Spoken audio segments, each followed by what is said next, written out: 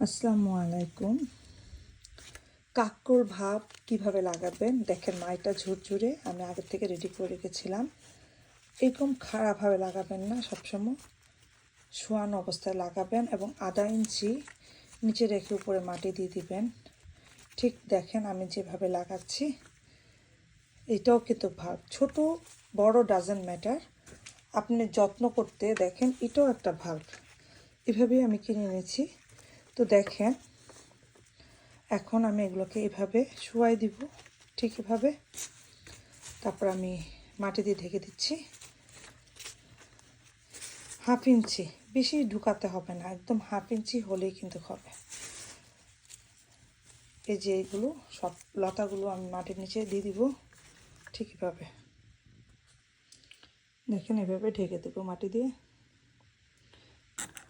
হালকা করে পানি স্প্রে করে দিব। সপ্তাহে একবার, জাস্ট মাটিটা হালকা ভেজা থাকবে।